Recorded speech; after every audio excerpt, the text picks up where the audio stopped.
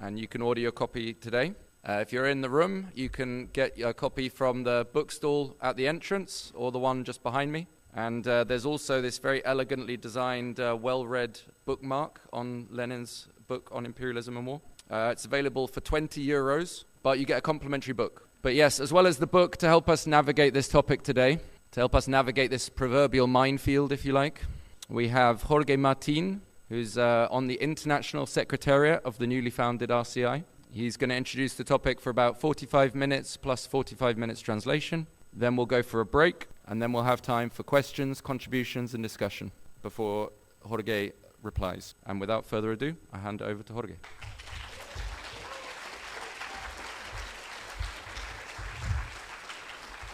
Well, good afternoon, everyone. And I'm guessing it's good morning for some of those who are watching from home. Just before we started this session, a comrade came up to me and said, he asked me whether this session was going to be mainly theoretical. So what I want to say is that if anyone's come here thinking that I'm going to teach you how to take apart and put together an assault rifle, this is not the session. I know how to do it, but I won't teach you right now. So. Of course, the question of war is back on the agenda. It's now become the main political issue in many countries. There are many wars going on around the world, but above all, the war in Ukraine and the massacre in Gaza are obviously on the headlines, and they're contributing to the politicization of a whole layer of people. And we have to say that like every time that the question of war is on the agenda, enormous confusion is set on the workers' movement and on the left. Now, what I'm going to do mainly in this session is go through Lenin's writings on war, which he developed during World War I. Because even though wars are different and they have different features, different characteristics, I think that from a careful study of those writings by Lenin, you can draw some general Marxist principles on how to approach the question of war. Now, as Lenin explained, the classical Marxist position on war was originally developed by Marx and Engels themselves, but that was at a time when capitalism still played a relatively progressive war. And there were a number of wars that were waged by the bourgeoisie that were progressive wars, in some cases even revolutionary wars. And Lenin says that mainly this was the case in the period between the Great French Revolution and the Paris Commune. He says in that period, most wars in Europe were wars of a progressive bourgeois national liberating character, and that the position that all honest revolutionary Democrats and also all socialists was to sympathize with the success of that country, that is, of that ruling class, which had helped to overthrow or undermine the most dangerous foundation of feudalism, absolutism, and the oppression of other nations. So basically, the Marxists recognized that there were progressive wars that socialists, but not only socialists, revolutionary Democrats had to support. However, critically, of course, even in this period, the policy of Marx and Engels was one of no mixing of the banners, i.e. class independence of the proletariat. But nevertheless, it's true that there were a number of wars that the workers should give critical support. However, Lenin explained, by the time of the First World War, the situation had changed radically. By this time, Europe was dominated by different imperialist powers, and the idea of national defense or a national war was by this time mostly a fig leaf that the ruling class used to cover their own real reasons and interests. Lenin said it was a question of different sets of slave owners fighting for a more just distribution of slaves. And therefore these wars were completely reactionary and had to be opposed by the working class. The Second International, the Socialist International, was formally based on these principles. And of course the Second International discussed thoroughly the coming First World War, which everyone could see was coming. At the Stuttgart Conference in 1907, the Socialist International adopted a resolution which said, wars are part of the very nature of capitalism, and they will cease only when the capitalist system is abolished. This is still relevant. This is still true today. And it contains many different wisdoms in this short sentence. First, the real character of the war. The imperialist war was a war for the division of markets, spheres of influence, fields of investment, sources of raw materials, and war was the logical and inevitable consequence of the imperialist phase of capitalism. And therefore, as a consequence of this, the only effective way to fight against war was to fight against capitalism, which is the root cause of war. The main part of the resolution at the Stuttgart Congress had been drafted by August Bebel. But the resolution was posed somehow in very general and abstract manner. The Russian delegation, which was made up of Lenin and Martov, put together a number of amendments, which were defended together with Rosa Luxemburg in the Commission on Militarism at this conference. And Lenin, in an article about the Stuttgart Conference, he explained the main content of these amendments. And I think that this is very, very relevant. One, militarism is the chief weapon of class oppression. And as a result of this, there is the need for the Socialist International to conduct anti-militarist propaganda amongst the youth. In fact, at that time, in many socialist parties in Europe, when young people were being conscripted into military service, there were meetings of the labor movement in each town and village, and the young, the sons of the working class were sent off to military service by taking an oath not to fight against workers of other countries. The amendments also stress the point that the Social Democrats should not only try to prevent war from breaking out or to secure the speediest termination of wars that had already begun, but also that they should use the crisis created by war to hasten the overthrow of the bourgeoisie. And this idea was approved unanimously by the Stuttgart Congress of the Socialist International. But the debates about war at the Stuttgart Congress didn't finish here. Lenin and Luxemburg also made a point of answering the French Hervé, the French delegate, who was an ultra-left at this point and had developed some semi-anarchist, pacifist ideas. And Hervé basically argued that the workers' movement should agitate for peace and against war, but he did so in a very abstract manner, in a moralistic way, isn't it? That war is bad and we should oppose war. And he also developed this idea, which was very common amongst the anarchists and anarcho-syndicalists at that time. He said that war had to be combated by an all-out general strike of the working class. Now, Lenin replied to this, and he explained that, first of all, it was very important to stress that war is the product of capitalism. It's not just something that's morally wrong or is the result of the evilness of the rulers. Also, he stressed there are reactionary wars, but there are also revolutionary wars. Socialists are not against war in general, and sometimes they will have to wage revolutionary wars. And then in answering this idea of the general strike against the war, Lenin said that the possibility of answering war by the working class depended on the type of crisis created by the war. Because what usually happens, as it was to happen in the First World War, was that at the beginning of the war, the dominant mood is that of chauvinism. The ruling class always prepares any war with a massive barrage of propaganda, and this has an impact on the masses of the working people. And finally, also Lenin, in replying to Hervé, he said that the point was not to replace war by peace, because this will mean replacing imperialist war by imperialist peace. He said all imperialist wars will eventually end when the warring parties are exhausted or one of them has achieved its war aims, is no longer able to advance anymore. But imperialist peace will only reflect the given balance of forces between different powers at that particular time, and will be just an interlude until another imperialist war in which this balance of forces was going to be changed again. In fact, it is ironic to see that Hervé, who had this semi-anarchist pacifist position and did not really understand war from a material point of view, from a Marxist point of view, then in 1914 rushed to join the camp of national defense in France. But anyway, this resolution was passed at the 1907 Stuttgart Congress, which we have published in the book. It was then repeated at the Copenhagen Congress in 1910, and a very similar resolution containing extracts from these two resolutions was also passed at the Basel Congress in 1912. Some comrades from Basel in the audience.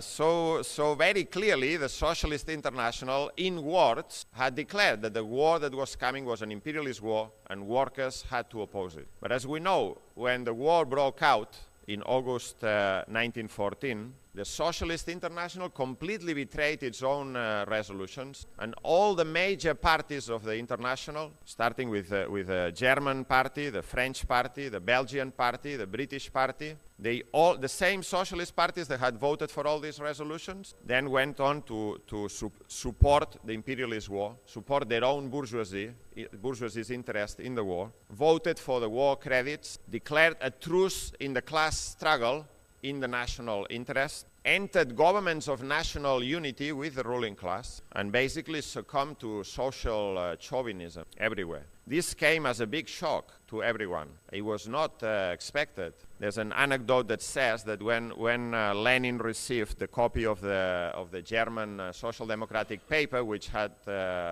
contained the news of the voting of the war credits, he couldn't believe it, and he thought it was a forgery of the chief of staff of the German army in order to fool the workers. In fact, the German party and all the other parties submitted their papers to war censorship, and the paper carried a stamp that said, by permission of the German General Staff. The truth is that for a period of time, even though these parties were officially defending Marxist ideas, they had been thoroughly infected by reformism. And this was a question that preoccupied Lenin throughout this period. How did that happen? And in Imperialism, his book on imperialism and other writings of this period, Lenin explains that the roots of chauvinism in the workers' movement are linked to the rise of imperialism, that the super profits derived from the exploitation of the colonies allowed the ruling class in imperialist countries to buy off a section of the ruling class at the top of the working class and its organization, social democratic members of parliament, trade union leaders, local councillors, and so on. And Lenin described them as labor lieutenants of capital, that is, agents of the ruling class within the workers' movement. Now, those who remained, there were some who didn't succumb to chauvinism, but they were a very small minority. The two most important parties that refused to vote the war credits was the Russian Bolsheviks, who had some deputies in the Duma, and the Serbian party. And then there were isolated individuals who resisted the war pressure in other countries. And it's worth mentioning Karl Liebknecht and Rosa Luxemburg in Germany, James Connolly in Ireland, John McLean in Scotland, Eugene Debs in the United States, the Balkan Marxist Christian Rakowski, and very few others. Now, there were also others, particularly in non-warring parties, in non-warring countries, or countries that were not so involved in the war originally, who opposed the war or took a neutral position, but they did so from a very weak pacifist position. So you can imagine the situation. Lenin was completely isolated at this time. He very quickly moved to neutral Switzerland, and he started the task, which might have seemed at that time like a mighty task in front of him, of re-establishing the Marxist principles on war. And the first part of that task was establishing theoretical clarity. And for this reason, he not only attacked the social chauvinists, but also, if you read Lenin's writings in this period, you will see that he used perhaps his strongest language against the centrists, i.e. against those who vacillated, those who said, yeah, we are against the war, but there's not much that we can do. We are against the war, but we shouldn't break the international, we shouldn't have a split. And Lenin was able to was capable of using some very colorful language for these people. And the main ideas that Lenin, and the center, which he strongly criticized, was represented by people like Kautsky, who formally opposed the war, but made excuses for those who voted for the war, and he was not prepared to go all the way. Now, the main ideas that Lenin fought for in this period were, one, about the character of the war. This is an imperialist war, and workers in all countries must oppose it. Two, the leaders of the social democracy have betrayed, and this needs to be said very clearly. And as a consequence of this, the Socialist International is dead, and a new international must be formed. Remember that this is in 1914, at the darkest hour of the war and social chauvinism. And he then also added that the only way to end the war was through revolution, turning the war into a civil war. And as I said before, he also fought against the pacifist ideas of some of these who were against the war. Now, over a period of time, we're talking here that the first writings of Lenin about the war were in September of 1914. But over a period of time, as the war was becoming a bit longer than anyone had expected, opposition voices started to raise in a number of parties, and they were growing in confidence. A conference of socialists opposed to the war was called by the Swiss and Italian parties, which took place in Zimmerwald from September the 5th to September the 8th, 1915. Are any comrades from Zimmerwald here? And in preparation for this conference, Lenin wrote a pamphlet which is called Socialism and War, which I recommend everyone to read. And this pamphlet was distributed to all delegates, translated into several languages, published in German in an underground manner. And here again went over the main points of this Marxist approach to war. He said, starting with the idea that war is the continuation of politics by other means, and therefore in the same way that the working class must be independent in the political struggle, it must take an independent position in relation to the war. He also said something which is very important, which is still relevant today. He said the attitude of the workers, the Marxists towards the war, is not determined by who fired the first shot, because in fact, or who is the aggressor, because in fact in an imperialist war, the ruling class of each country will always find an excuse, and if they can't find one, they will fabricate one to justify the war. Nobody goes to war as the aggressor. They all are the injured party, in order to try to present the war as a defensive war. I mean, the first Gulf War in 1991 was carried out on what excuse? Iraq had invaded Kuwait. Iraq was the aggressor. The second Iraq war was carried out on an even flimsier excuse, that Iraq had weapons of mass destruction, and they were 45 minutes from firing them onto the European capitals, which was later on proven to be a complete falsification, deliberate falsification. But you can go much further back, the Vietnam War and the Tonkin Gulf incident. You can go all the way back to the Spanish-US war in Cuba, and the sinking of how's it called? The ship they sunk, can't remember. They always find an excuse, and the workers should not be fooled by that, but look at the real cause of the war and the real interest behind the war before taking a position. I mean, if you look at the Ukraine war today, Russia was the first one who crossed the border of Ukraine, but that's only if you take that particular incident. If you go back to 2014, the Kiev regime used the army against its own population in the Donbas in the so-called anti-terrorist operation, and so on. In fact, if you want to find if you want to go all the way back in the causal sequence of excuses for the war, you will never end. In this pamphlet, Lenin also insists on another idea, which is that even in the epoch of imperialism, there are progressive wars, and he mentions specifically the wars of national liberation by oppressed colonial peoples, which have to be supported. And also, he poses a question which I think is quite far-sighting at that point. He says, if workers take power in one country, then they might decide to wage a revolutionary war of national defense against the aggressive bourgeois trying to put down workers' power. And that certainly will be a progressive revolutionary war that workers support. There's another very important point that Lenin makes here, which is that in imperialist wars, always the rights of small nations are used as an excuse for war. In this case, World War I, it was the case of poor little Belgium and poor little Serbia.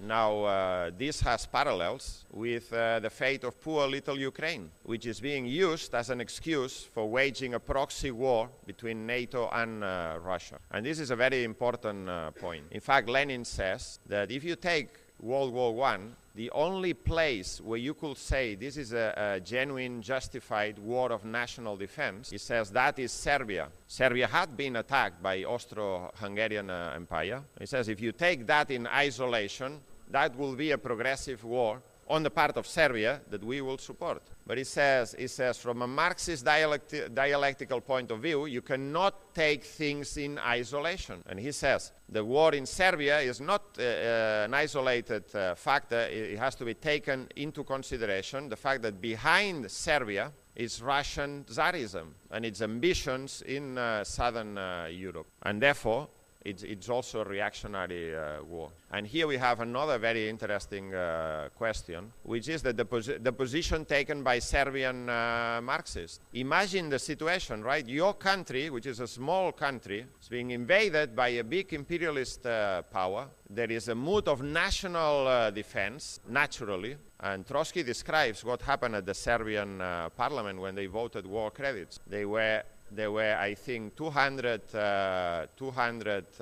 deputies, and this vote was taken on a roll call, i.e. the name of each deputy was read, and then they said yes to war credits, until they reached the Social Democratic deputy, who voted against. And he was basically lynched, by the mass media, by public opinion. And there is a letter that Dusan Popovic, one of the leaders of the Serbian Marxists, he wrote a letter a year later to Christian Rakovsky, the Balkan Marxist, which was published by Trotsky in a paper he edited in Paris called Naše Slovo. And in this letter, Dusan Popovic explains that the Serbian Marxists, despite the massive pressure of public opinion, took this position because they knew that the war in Serbia was the beginning of the great slaughter of the European proletariat, and they did not want to be responsible in any way for that. I will say that there are strong parallels with the position that should have been adopted by Marxists today in Ukraine. But unfortunately, this was not the yes. Lenin in this pamphlet also, as I said before, criticizes very strongly the centrists for their vacillation, but particularly on one point. He said, there can be no trust in the old leaders of the International, because you see, the idea was, okay, now there's a war, we're fighting each other, workers from one country against workers in another country. Therefore, the Socialist International cannot work in these conditions. But once the war is over, we'll reestablish the International and we'll all meet again in international meetings and pass resolutions. Lenin said, this is absolutely unacceptable. This is a betrayal and should be spelled out in so many words. And therefore, the task is to prepare for a new international. And we have discussed this in another session, the founding of the Communist International. But you see, the idea of the need for an international was already present in 1914. It was arrived at from a theoretical analysis of the situation, but it could not be implemented until 1919, until after the Bolsheviks had taken power and proven in practice that those policies were working. Okay, there's other things that Lenin says in this pamphlet, including the question of fraternization of soldiers from different countries, which he highlights. He also stresses that since democratic rights have been completely suppressed in all warring countries, the social democracy must organize itself in an underground, illegal manner. This is important because as I said, the German social democracy, for instance, had accepted all the limitations to democratic rights, censorship of the press, and everything. The Zimbabwe conference was a very confused affair. The genuine internationalists, the genuine Marxists who followed Lenin were in a minority at this conference. In fact, one of the German delegates who belonged to the right wing of the Zimbabwe conference, he said that if the manifesto included a call for socialist deputies to vote against war credits, he will walk out of the conference. And this was a guy who was supposed to be against the war. They were against the war just in words. Finally, a joint statement was agreed, which contains some of the most important ideas of the left.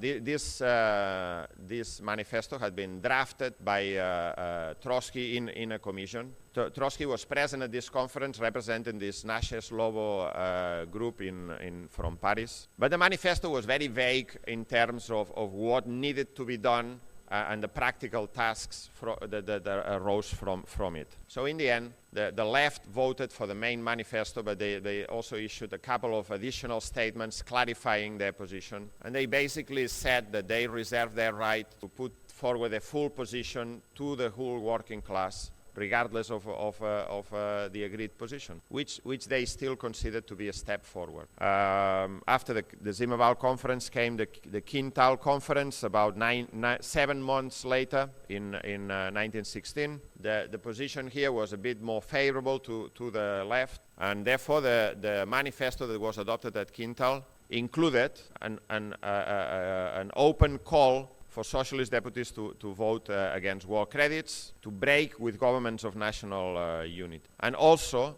at this time, there was also a debate about this question of the new international. And still here, the right wing and the center of the Zimmerwald left, of the anti-war socialists, they were still not clear on this question. And they said that they proposed that the International Socialist Bureau should start to meet again, and the left should fight within that body, while Lenin insisted that the new international needed to be found. So as you can see, in general, these two conferences were very confused and reflected the general confusion in the labor movement at that time, even amongst those who were nominally against the war. And it is in this context that Lenin thought that it was necessary to adopt the sharpest possible formulation in order to bring clarity. And it is here that one of the most misunderstood parts of Lenin came about. The idea of revolutionary defeatism. This was first formulated in the declaration of the Russian party that Lenin wrote, and it said the following. It says, "To us, Russian Social Democrats, there cannot be the slightest doubt that from the standpoint of the working class and the toiling masses of all nations of Russia, the defeat of the Tsarist monarchy, the most reactionary and barbarous of governments, will be the lesser evil." And then later on in other writings he said, "In general, in all warring countries, the defeat of one's own government is the lesser evil." He was, this was also misunderstood at the time, because many German social democrats said, yeah, what Lenin is saying is right.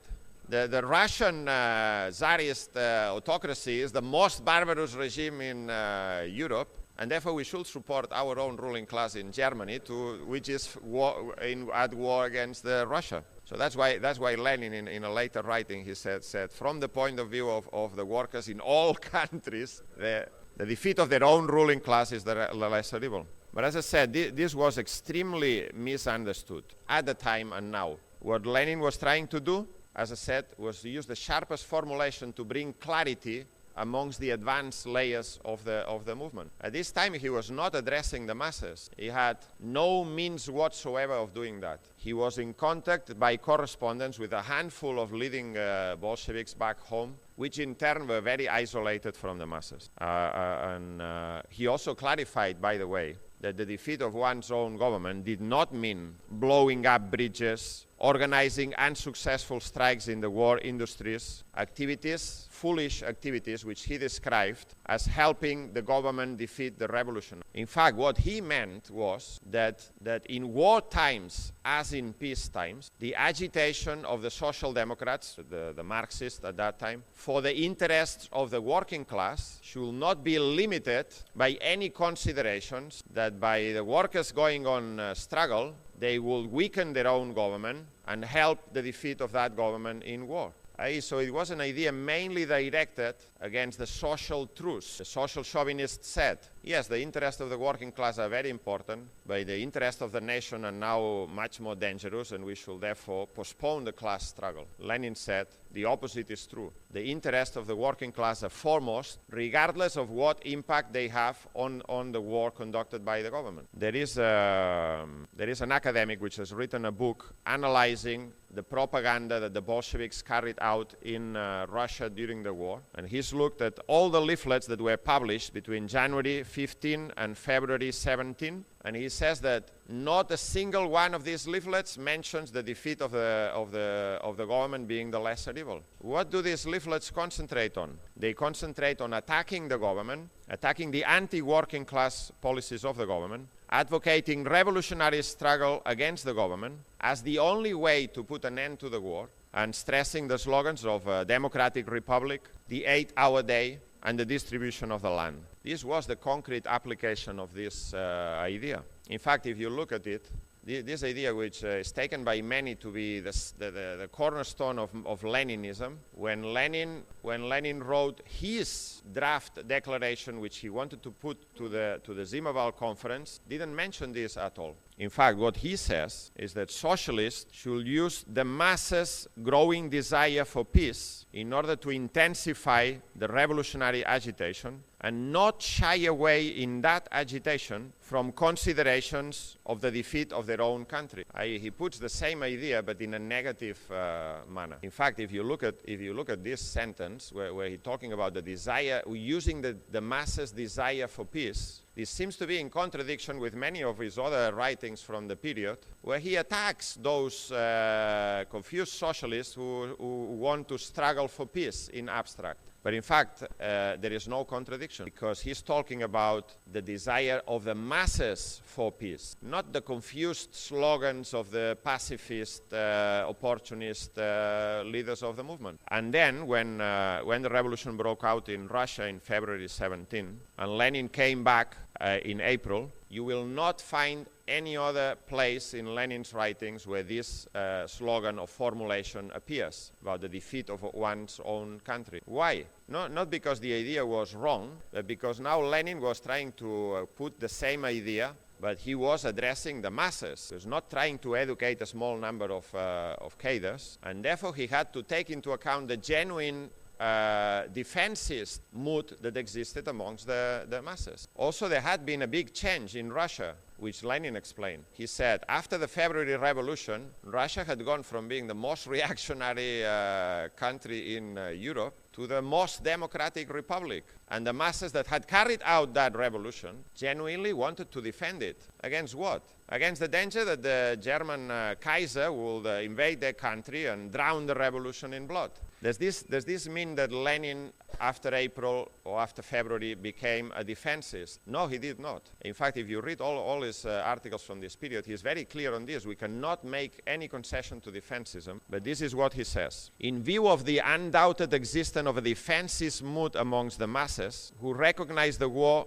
only of necessity and not for the sake of conquest, we must explain to them, most circumstantially, persistently, and patiently, that the war cannot be ended unless capital is overthrown. This is a completely different way of formulating the same idea. But the idea remains the same. What Lenin is saying is you want to defend the revolution, you want to defend the conquest of the revolution, you want to defend the country against foreign aggression. The only way to do that is if the workers take power. He says, when the worker says that he wants to defend the country, he voices the oppressed man's instinct. In fact, on a number of occasions in that period between February and October, there was a slanderous campaign against the Bolsheviks to say that they were German agents. And this campaign specifically accused the Bolsheviks of spreading disorganization within the army. And the Bolsheviks issued a statement, a leaflet, which they circulated in the army, that said the following: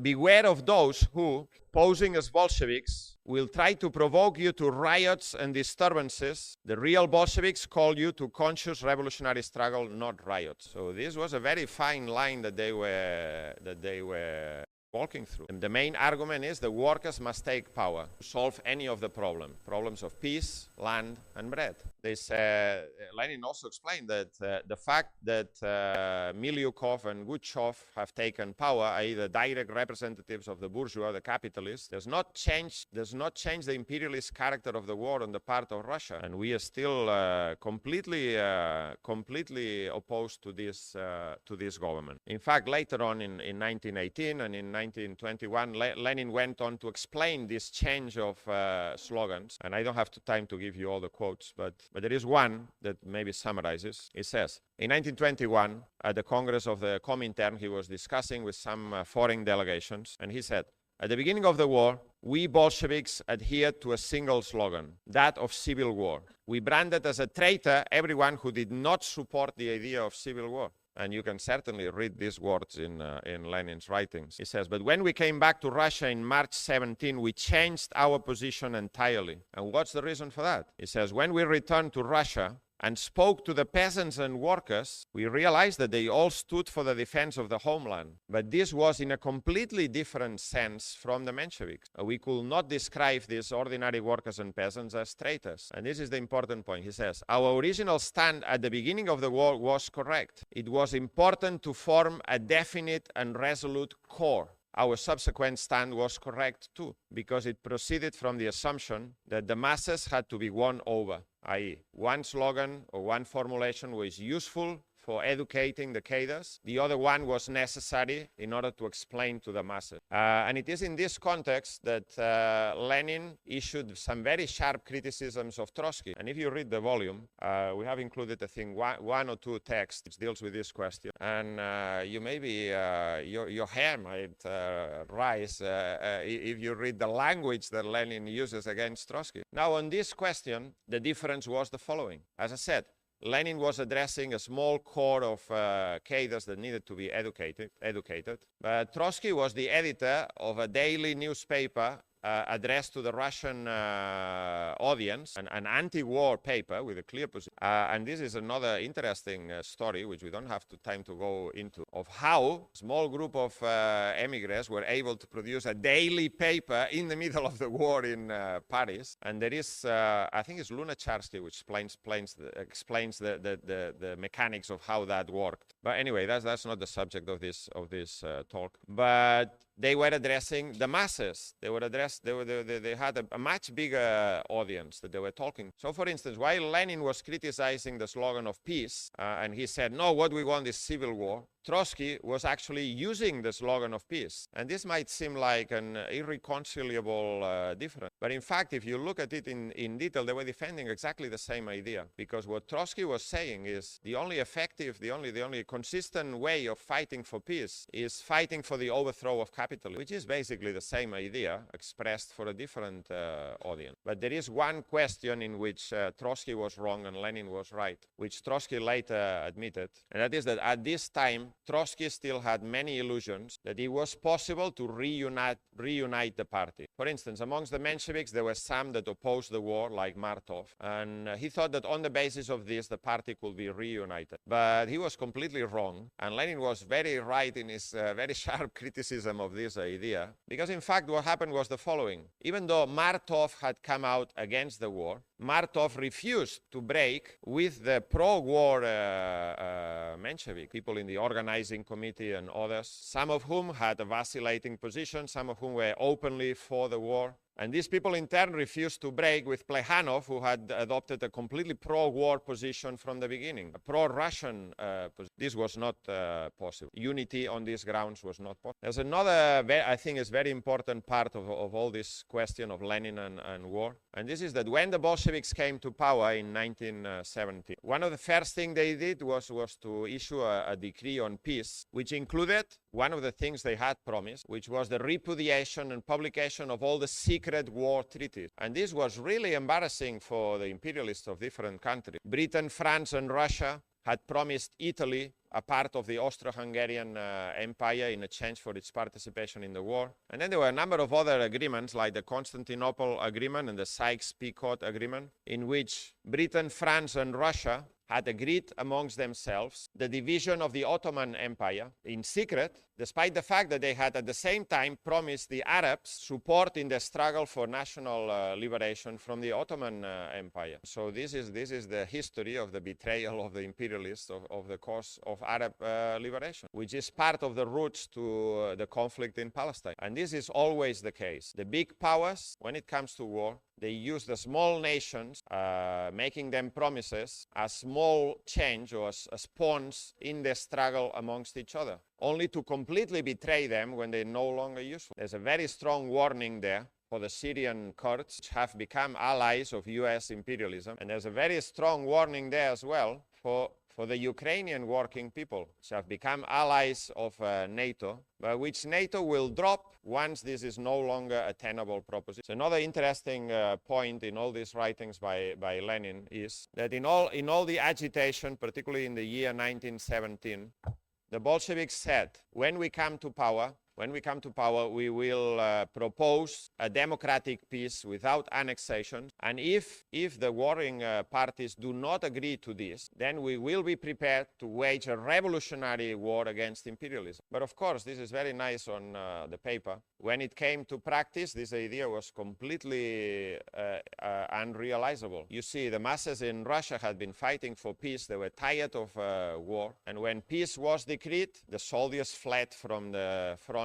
They went back to the countryside. Most of them were peasants that had just been granted the land, and it was extremely difficult for the Bolsheviks in power to hold the line. And here came the debate of the Brest-Litovsk agreement, where the ultra-left, Bukharin and others, advocated a revolutionary war against Germany. Incidentally, at this point, people talk about, Lenin is the predecessor of Stalin, the methods of Lenin led to Stalinism. But in this period, in early 1918, when the country was threatened by famine, by foreign invasion, the beginning of a civil war, the ultra-lefts had a daily paper called The Communist, no relation to the current paper. They had a daily paper in which they openly advocated their ideas. This debate took place openly inside the party, but also in the Soviets, which were composed by many delegates who were not Bolshevik. In any case, Lenin had a position in this debate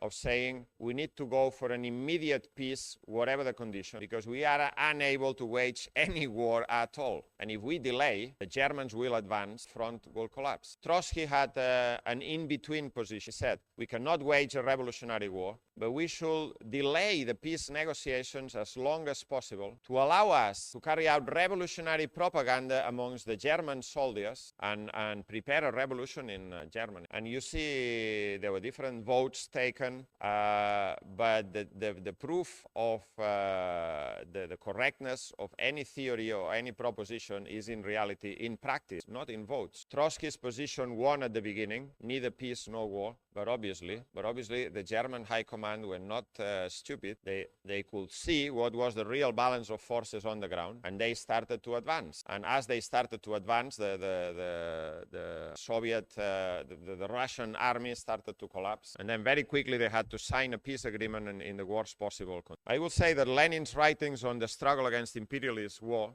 are extremely relevant for today. But I wanted to also mention another time in which these ideas were put into practice, and that is during the Second World War. During the Second World War, Trotsky developed a set of ideas, set of policies, which became known as the proletarian military policy. And I think that this was a brilliant application of Lenin's ideas on the question of war to the specific conditions of the Second World War. The starting point of Trotsky was this: the whole society is becoming militarized. We're not talking here about a war in Ukraine that takes place far away, that our governments support but do not send troops, with the exception of certain, of course. But we're talking here about the mobilization of millions of men into the army, the drafting of millions of women into the factories. The whole society was dominated by militarism. The war economy, war production becoming the dominant factor. The state requisitioning private companies, because incidentally, the capitalists talk about the free market and free competition. But when it comes to anything serious, like a war or a pandemic, the state needs to intervene and direct the economy, force the capitalists to do something that might not be in the immediate interest, in order to defend the general interests of the class. So Trotsky said the whole society is becoming militarized. The working class cannot be outside of this. There were at that time some people who advocated objections, they were objecting to the war on conscientious grounds and refused to go to the army. Trotsky said, that's silly, because that separates the most conscious elements of the working class who were already against the war from the class as a whole. And he said workers must go with their class. But of course, this was a war that was being presented as a war against fascism. And of course, many ordinary workers were what Lenin will describe honest defensists. They certainly didn't want fascist Germany to conquer the whole world and subject them to a military dictatorship, destroy their organization. So Trotsky developed a series of slogans that will connect the program of Marxism in relation to imperialist war with the consciousness of the and this policy, proletarian military policy, was applied brilliantly by the British Trotskyists led by Ted Grant and other comrades. And in fact, in Britain, there was a debate about this question. There was a group, smaller group, the RSL, Revolutionary Socialist League, and they said, no, our main slogan must be the defeat of our own country is the lesser evil. And they wanted to use this as an agitation slogan in the factories, in the trade union branches, and so on. But anyone who heard this at that time could only understand one thing. So you want Nazi Germany to defeat democratic Britain. And so obviously these people defended this position not in the trade union branches or on the streets or on the factories, but from the comfort of the sitting rooms. Meanwhile, the Workers' International League developed a set of skillful demands that basically could be summarized in the following idea. They said, yes, we want to fight Nazi Germany, but we cannot trust the capitalist government in Britain to do so. And they developed a whole series of explanations, including, for instance, what had happened in France, where the capitalist class capitulated to Nazi Germany rather than arm the workers. And also the fact that the British ruling class had been sympathetic to fascism and Nazism in the interwar period. They developed a whole series of slogans about workers' control of industry, trade union control of military training, the election of officers, and with the exception of a small group of leading comrades who were sent to Ireland for safekeeping, the militants of the Trotskyist organization went into the army with their class. But they didn't just go as normal soldiers. They went in to carry Bolshevik agitation, which was quite successful. The army had created something called the Army Bureau of Current Affairs. Because you see, the British ruling class was pretending that this was a war for democracy and all of that, and they wanted to keep the soldiers informed of what was going on. And so the Trotskyists in the army volunteered to be part of this Bureau of Current Affairs and talk to the soldiers about current affairs. So they did very successfully. There was a comrade called Arthur Leadbetter, and he was posted in Benghazi, today's Libya,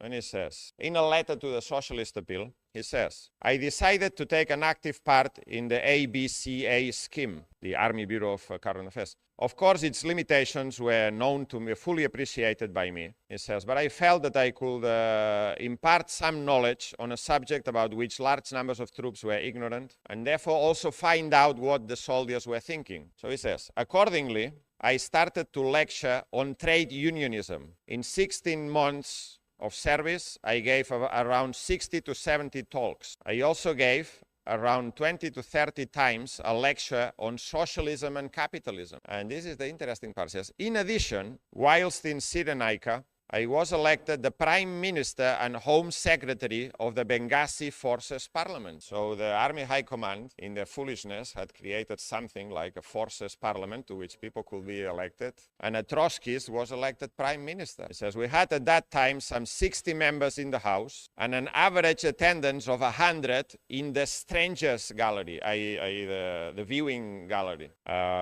Of course, when he then was sent back to Egypt, the parliament was completely closed down.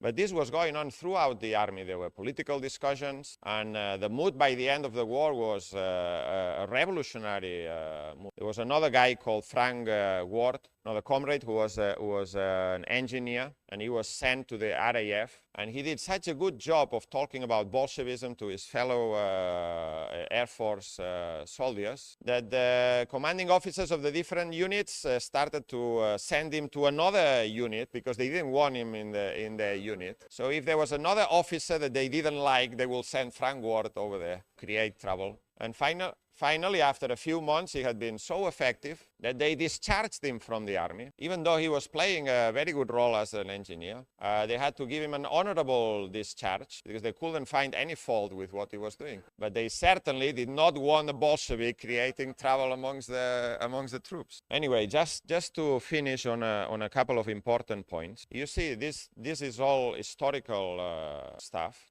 related to World War I, mainly. But from this, I think we can draw some general lessons on the general position of Marxism towards war. And these are very relevant for today. As I said, the war in Ukraine particularly has thrown everyone into disarray in the left, so-called left, and the labor movement. There are people, even some communist parties or parties that call themselves communists, who support their own ruling class, like the French Communist Party, like the Russian Federation Communist Party, supporting the Russian ruling class, and so on. There are others who take a pacifist position, or who take a pro-war position disguised as a pacifist position. And they say, not only in relation to Ukraine, but also in relation to Gaza, they say, oh, the international institutions should intervene. This should be sorted out at the United Nations, which is a position that one has nothing to do with Leninism or communism, but also is completely, I don't know which word to use, it's completely useless. It leads nowhere. The international institutions are just, as Lenin said, a thief's kitchen, a place where the big powers divide the loot amongst themselves. We can see this very clearly. When the big imperialist powers are able to get the United Nations to pass a resolution backing their interests, they do so. When they are unable, they carry out their interests regardless. How many resolutions has the United Nations passed in relation to Palestine? How many resolutions has the United Nations passed in relation to Cuba? In fact, in all of these resolutions, both Palestine and Cuba, the United States has become so isolated that now there's maybe 3 countries voting in favor only, or 4. Yes, it's the United States, Israel, Ukraine, and sometimes some small island in the Pacific, which is completely dependent on the United States for money. But even now, most of the European powers abstain in these votes.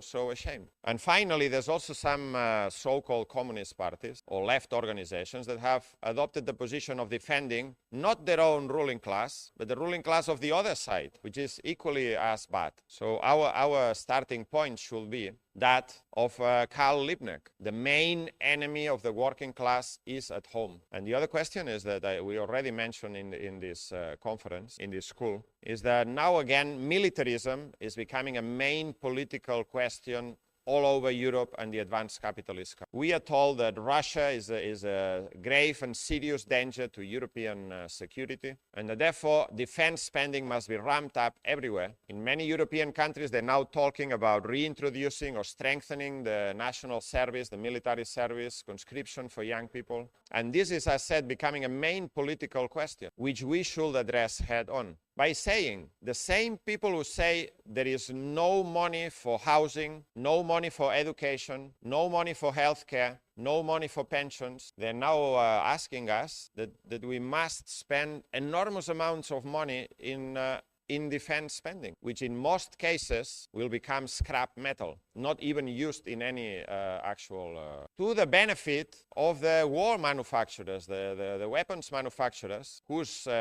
companies' shares shot up immediately as any war starts. So it should be very easy for us to link the two questions together. We must fight against war in order to spend that money in useful social spending. And above all, our main guiding principle should be an understanding that war is caused by capitalism. The driving force towards military spending, towards conflicts between countries, is the struggle, the inter-imperialist struggle for markets, resources, and fields of investment. And therefore, we should say to the youth, who are quite rightly enraged by the massacre in Gaza, who refuse militarism, we should say, if you want peace, fight for socialism. The only way to put an end to the horror of imperialist war is by abolishing the capitalist system which is at the root of it.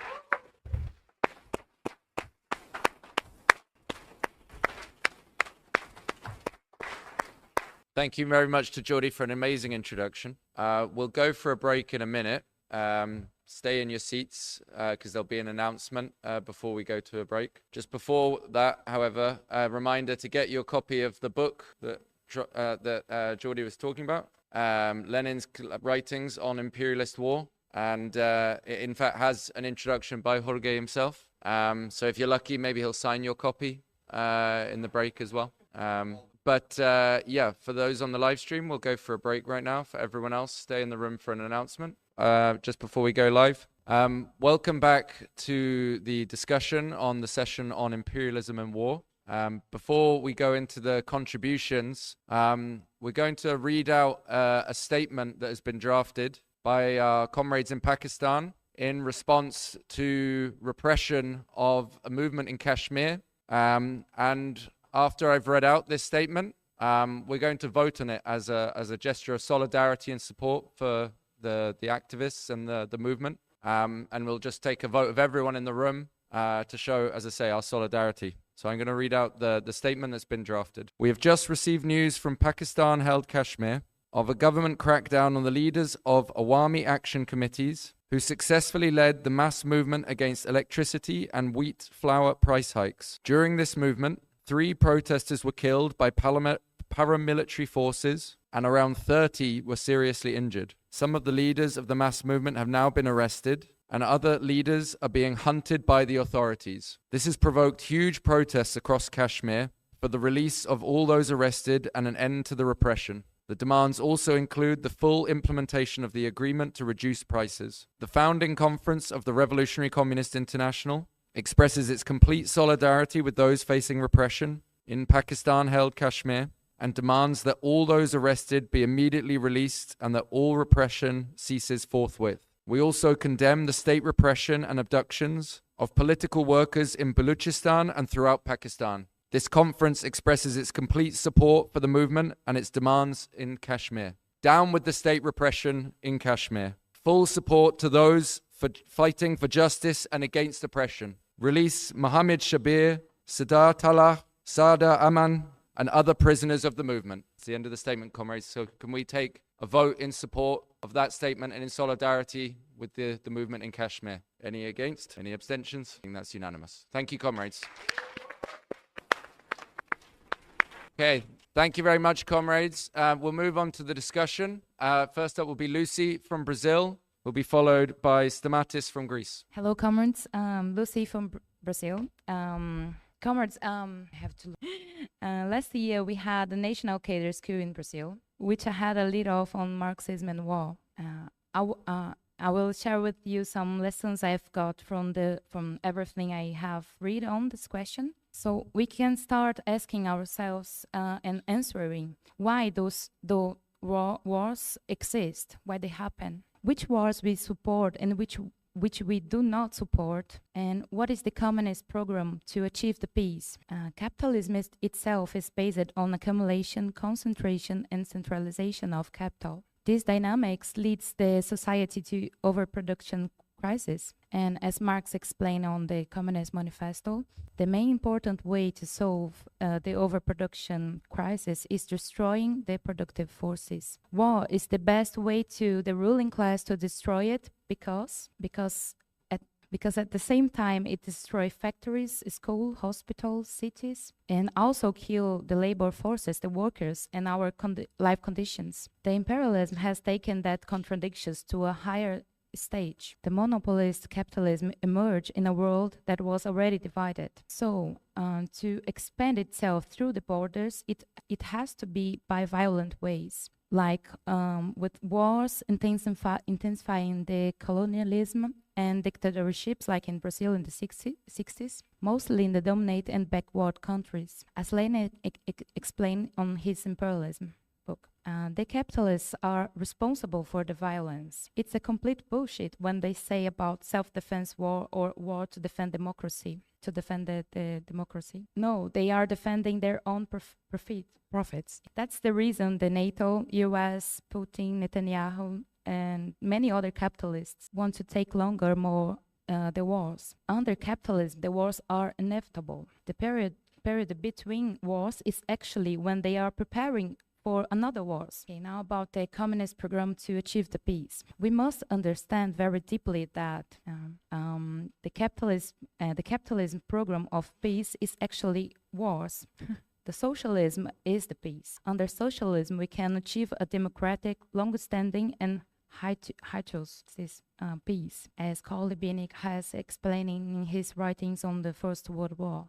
We say civil war, not civil peace. But if we just stop here in our explanation, the oppressed masses will ask us, should I die waiting for socialism? Or what can I do right now? And here comes some about the importance on the transitional demands during the war period. Trotsky says a lot for us in the Against the Imperialist War and the Proletarian Revolution Manifesto, written on the Second World War, preparation. Our effort as communists is to improve the workers' consciousness and the strength by demoralizing the bourgeoisie of each country, explaining that they are our main enemy. In all NATO countries, we say not bombs but books, not welfare but healthcare, like in our RCP program on the election. This is amazing because it shows the contradictions to the works. On the Palestine question, we say stop bombing. Let the humanitarian, this is hard word to say, humanitarian aid pass. The Palestinians people have the right to return. This is important to offer some answers on the present situation they are facing and for them who wants to fight right now. Lenin had no problem to use the slogan for peace, bread and land, to move and to connect with the desire of the masses for peace. But this is not the end. We go further. We connect it with the fight for socialism and we show the real face of imperialism. We must stand against the violent annexations by defending the self-determination. As communists, we do not stand for new borders, new capitalist states. So that comes the importance of the slogan for this sentence. Only one democratic, secular, and socialist state on the historic Palestine territory. Okay, now just to finish, to stop the imperialist wars, we need a revolution worldwide. So we need to strengthen our forces, building strong sections and a strong international. While the imperialists just can offer permanent wars, we stand for permanent revolution. Thank you, comrades. Next up will be Stamatis from Greece, followed by Rob Smith from Spain. Comrades, Lenin, in a brilliant attempt to give a scientific definition of what is war, wrote in the paper Social Democrat in 1915 that war is an immediate and inevitable outcome of the basic principles of capitalist property. And that in capitalism, there are no other means of restoring the periodically disturbed equilibrium except crisis in industry and wars in politics. So in the mind of every militant of the labor movement, the youth, there is always the question of what the working class can and must do to prevent or stop an imperialist war when it breaks out. So for the first time in the International Marxist movement, this issue was discussed at the second Congress of the Second International in 1907 in Stuttgart. Various opinions were expressed there and 4 resolutions were submitted: Bebel's, Gued's, Hervé, and Jaurès Vaillant. The first 2, Bebel, Gued, correctly posited the connection of war with capitalism. However, they were unclear as to the concrete task of the proletariat. The third, Hervé, expressed a pacifist, as Jordi says, semi-anarchist logic, while the fourth, Jaurès Vaillant, emphasized the right to defend the bourgeois fatherland when it is attacked by other country from outside. In the end, the resolution written by Bebel was adopted, but it was supplemented in key points by 3 essential amendments proposed by Rosa Luxemburg and Lenin. And the final amended document, and not Bebel's original, has a timeless value because, as Lenin wrote in an article in the paper Proletari shortly after the Congress, it precisely formulated the tasks of the proletariat towards the war. The most important point of this resolution is the point that added by Lenin and Rosa, and emphasizes that the Social Democrats should try not only to prevent the outbreak of war or to secure its speedy termination when it has already begun, but to use the crisis created by the war to hasten the overthrow of the bourgeoisie. So some words about the resolution of Hervé.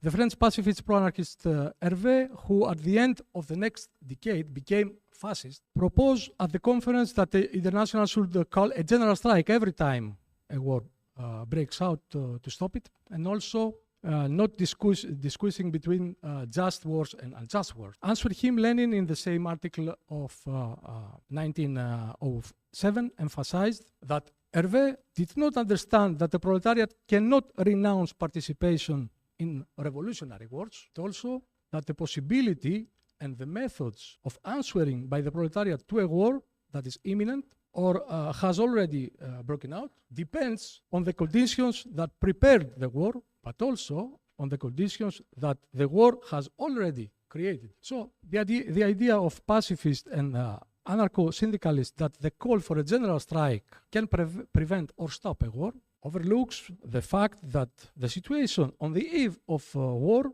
is usually the least favorable for a general strike. Unless, of course, we are talking about a general strike that will be part of a revolutionary situation, the harbinger of the seizure of power by the proletariat. In any other case, call for a general strike cannot stop the war. Trotsky, in his writings in 1935, called this general strike, this kind of general strike, the most reckless and unfortunate of all possible types. And he explained that this slogan, it might be useful if all the previous developments in the country have put revolution and armed rebellion on the agenda. Uprising. Trotsky explained that the bourgeois government on the eve of the war feels stronger than ever, and thus is not frightened by the slogan for a general strike. The patriotism accompanying conscription, together with the terror of war, renders the attempt for a general strike futile. And indeed, when the First World War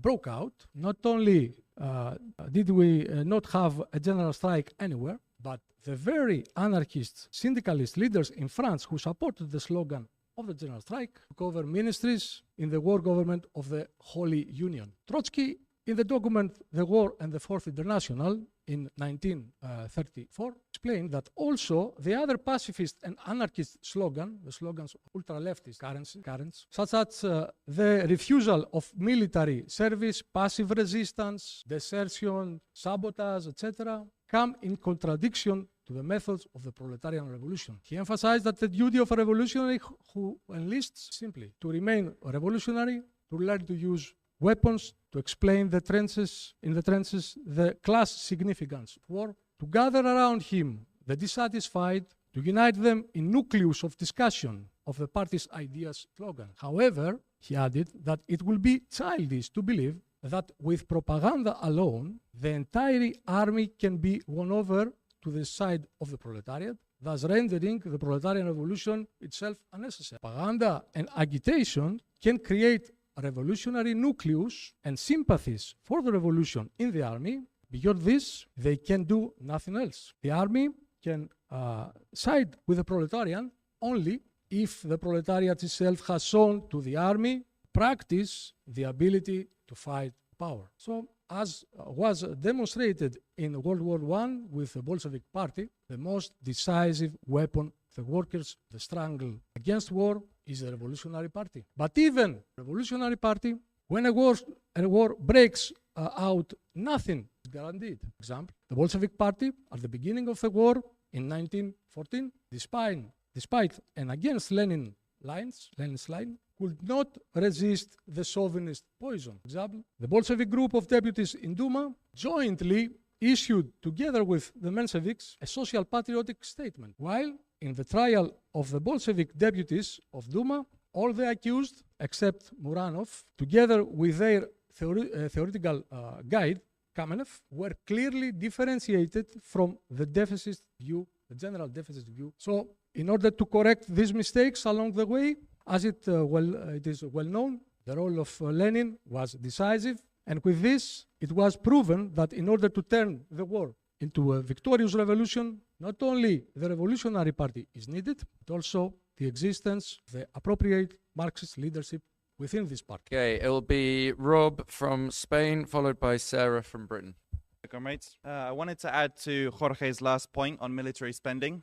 This has become a central political question due to its drain on public spending, and we should take this cause up in our agitational work. World military expenditure rose by 6.8% to $2.4 trillion in 2023. This is the highest level ever recorded and the 9th consecutive year of growth. It's an absolutely mind-blowing amount of money that's difficult to even comprehend. The US, China, and Russia are the top 3 spenders responsible for more than half of that expenditure. The US spent $916 billion last year alone. It's far above China in second place, with an estimated $296 billion, and Russia spending $109 billion.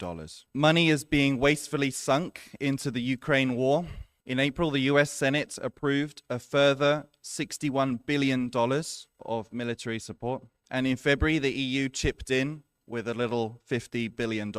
However, this military aid is not sufficient to help Ukraine win the war. As been explained by other comrades, they simply don't have the resources or ability to win. And Zelensky is now even kidnapping people off the street and sending them to their deaths at the front. Israel could not wage this genocidal war on Gaza without military aid from Genocide Joe. In February, the Senate approved an extra $14.3 billion, in addition to the $3.3 billion that they send every year anyway. And that's without mentioning the hundreds of secret military exchanges that the US has been carrying out. Before these most recent conflicts broke out, all our governments told us that there was no money to spend on public services. In one country after another, we see infrastructure is crumbling, healthcare is being sold for parts to the private sector, and teachers are forced to buy pens and paper for their students as the schools are going underfunded.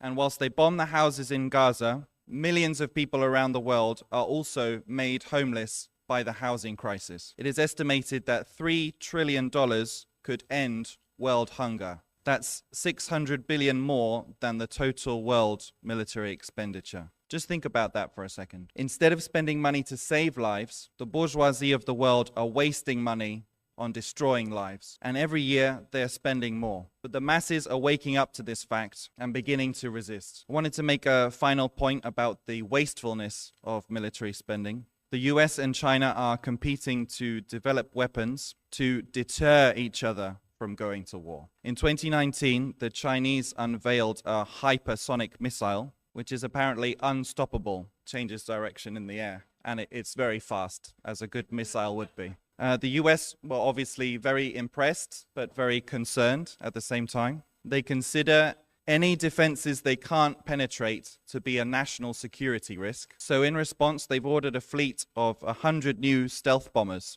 called the B-21 Raider. And they will cost, they haven't been built yet, they will cost a projected $700 million per one. And these are supposed to be undetectable. So unstoppable missiles versus undetectable bombers reminds me of that physics phrase.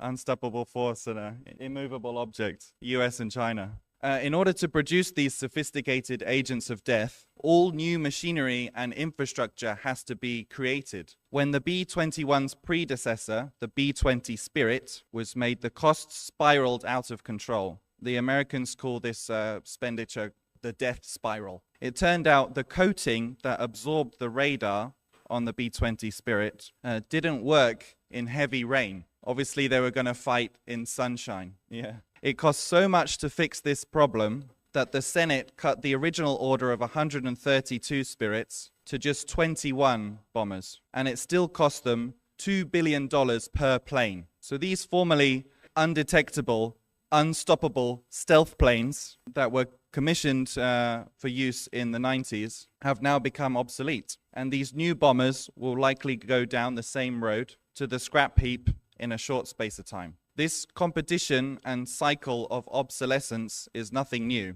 In fact, Engels wrote about this phenomenon in Anti-Düring. He said, "Soon warships too were swathed in iron armor plating.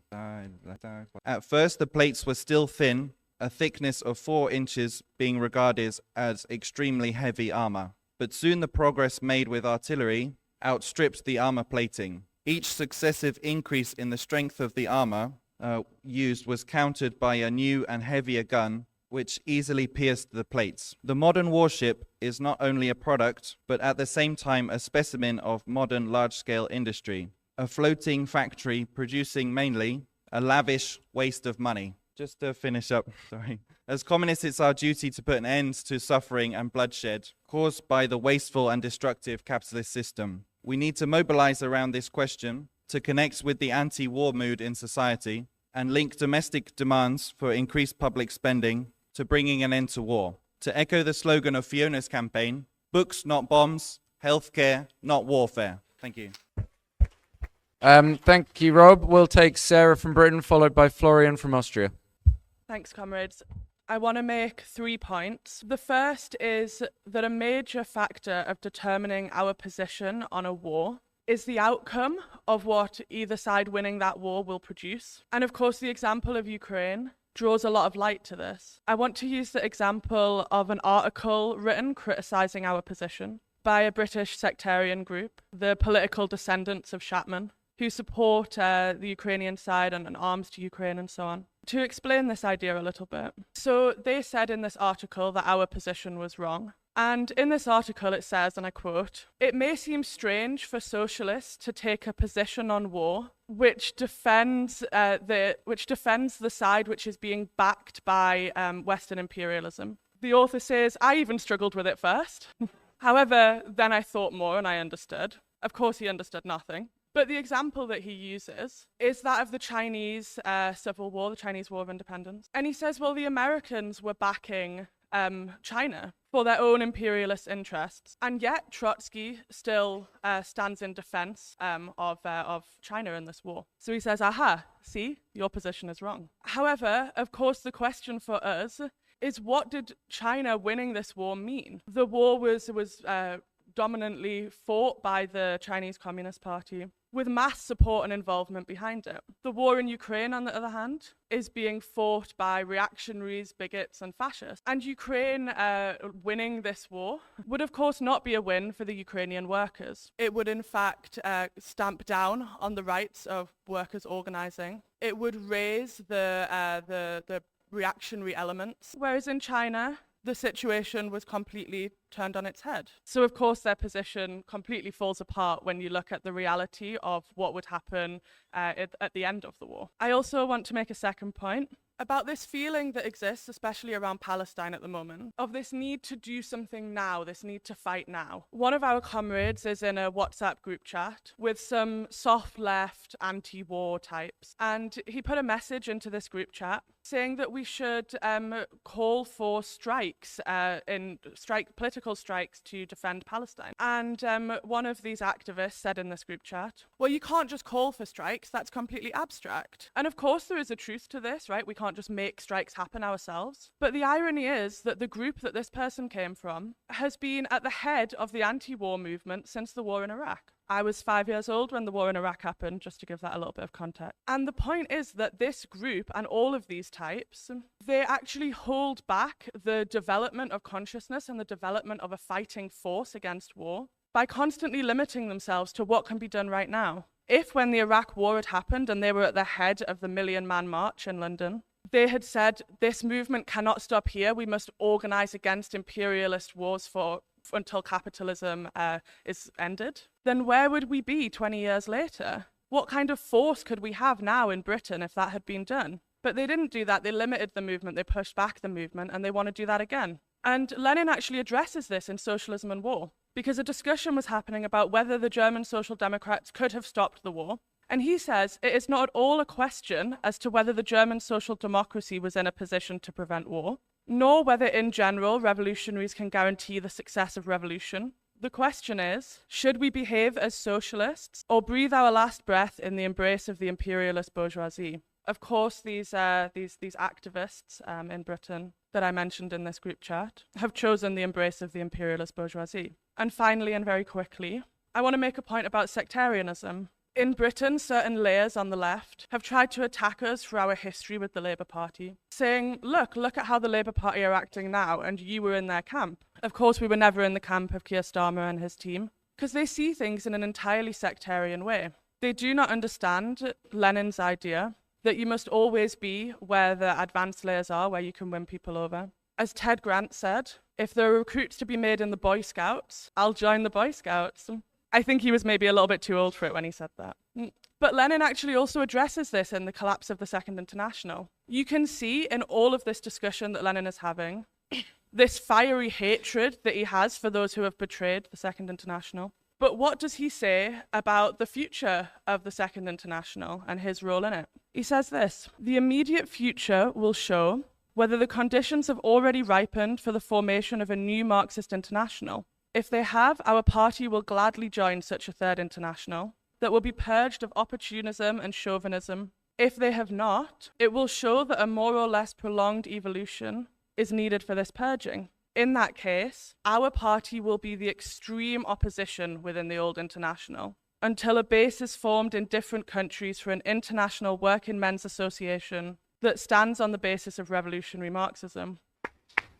Thank you to Sarah. We'll take Florian from Austria, followed by Marissa from Canada. Comrades, in the spirit of the debate, I have to add one thing first. As we are talking about correctly that the main enemy is at home, that also our bootlicking ruling class in Austria has consistently voted against ceasefires in Gaza. We will not let them go through with that. But to come to the main point of my intervention, I want to speak about Germany in the First World War, actually. As Trotsky brilliantly explained in the history of the Russian Revolution, war sharpens all the contradictions in society, in capitalist society. And especially in a big war where the whole of the society is mobilized to fight the war in one way or the other. The army also reflects these growing contradictions very, very sharply. He wrote about the offensive in Russia after the February Revolution in July, June. He wrote, one after the other, the ulcers of the old society broke out and destroyed the organism of the army. And you can see that very clearly also in the case of Germany. So German society was gripped by crisis during the whole war in reality. Even in the winter of 1915-16 there was hunger in the working class. Actually hundreds of thousands died of hunger in the First World War in Germany, which was a result of the blockade, but also by the full focus on wartime production that happened. And the working class was relatively early starting to grumble and starting to fight back again. Just to see that empty abstractions don't help in politics. The first mass strike against the war actually didn't come from economic woes directly, but it was a strike mainly in Berlin, but also a little bit outside, against the arrest of Karl Liebknecht for his anti-war position. That was in June 1916. There were other mass strikes, always growing in scope and ferocity in reality. The so-called bread strike, which put in a whole new layer of people not before politicized through these economic demands. And especially the January strike in 1918, which didn't stop at the borders of Austria or Germany. It was everywhere, basically. And the thing that's also interesting, all of these strikes were coordinated and organized by a new vanguard, basically coming from the depths of the working class.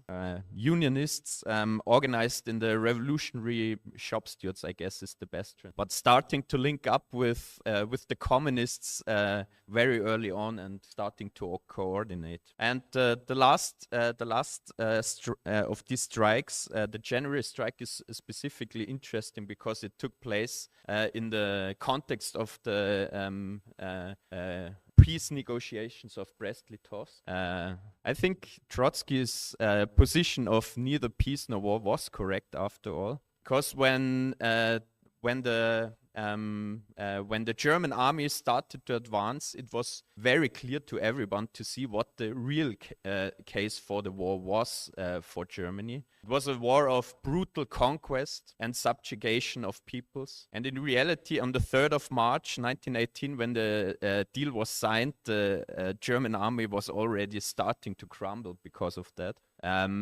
They took a lot of it to the Western Front to make an offensive there. But they at least saved it also from the throes of revolution, which were gripping the normal German soldiers on the Eastern Front. So the military command of the German army tried one last hurrah, basically. They started the spring offensive in the spring of 1918, as you can guess.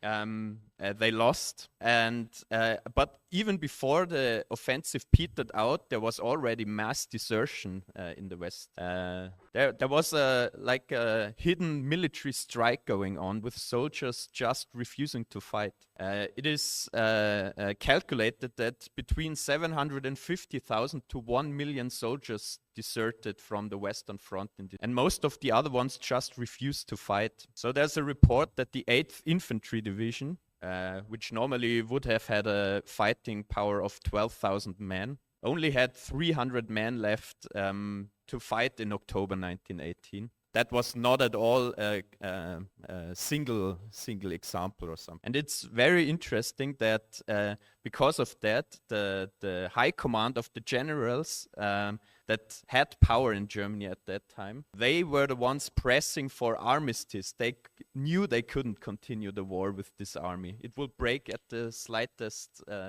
Ludendorff said in September 1918, one of the two main generals in Germany, he put it quite well. He said, "Every hour delay means danger." But there was a section of the army that didn't feel that way. Actually, the Marine was, they were not used for years at this point, the sea warfare. The Navy, yeah, I think.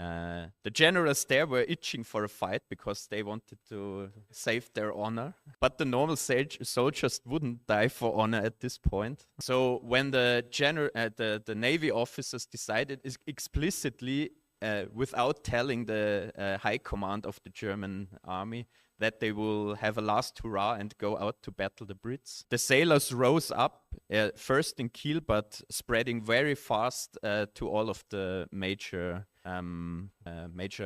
Navy yards, and they linked up very fast with the working class, who were only waiting for a time to strike, basically, at this time. And that was the beginning of the November Revolution, the German Revolution.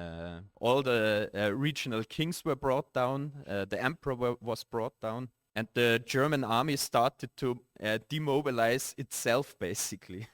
So the peace that was signed, in reality, the soldiers forced the government to sign it because they had no army left to fight with. And you can clearly see that on all the revolutionary fighting that was going on afterwards, the government had to form new organizations to fight these things and couldn't use the old army anymore. So, comrade, I think it's very, very important to not have a moralistic or romantic view of war and the army specifically, but a dialectical materialist view, which tells us that all the propaganda of the ruling class, that the army is a bloc that cannot be defeated in every country that fights against each. We know that it is true what Goethe once said in a quite untranslatable phrase, but I will try, that everything that comes into being is destined to be destroyed, and the armies of capitalism will crumble with the system that created it, and we can do that.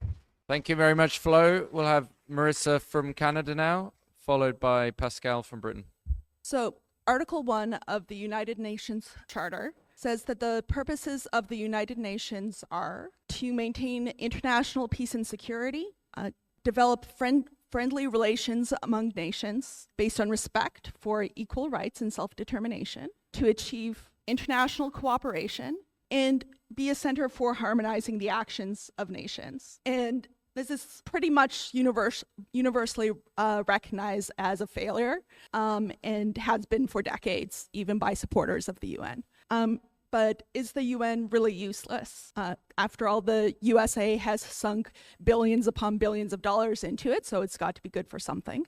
And if you want to understand someone's role in history, the last thing you do is listen to what they say about themselves. The UN is often compared to a world government, and much like the state, it builds and uses a mythology around itself.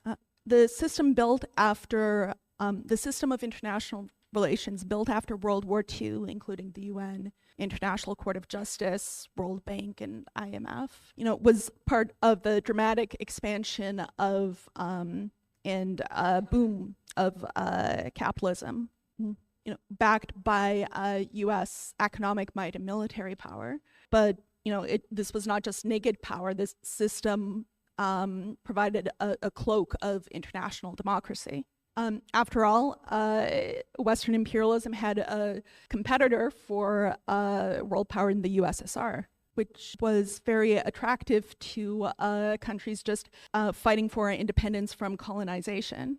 Compared to what seemed like the victory of communism, what did the imperialists have to offer? Well, how about human rights, right? And if you look at, just like the resolutions passed by the General Assembly of the UN, which is where every country has one vote and therefore like ex-colonial countries have a majority, it can seem like, it's got some good stuff, like the Universal Declaration of Human Rights, which contains things like, the right to healthcare, education, food, shelter, which, are things that a capitalist state would never guarantee. Of course, the GA can pass whatever it wants and never have those resolutions endorsed because it is just the window dressing. The real point of the UN isn't to prevent war, but to legitimize war and legitimize imperialism and delegitimize the use of force of, other countries, whether it's taking out Patrice Lumumba in the 1960s or the intervention in Haiti up to the current day. Lenin recognized the role that these organizations play for imperialism regarding the UN's predecessor in the League of Nations when he called it a thief's kitchen. Stalin, on the other hand, contributed hugely to illusions in the UN by bringing the USSR into it.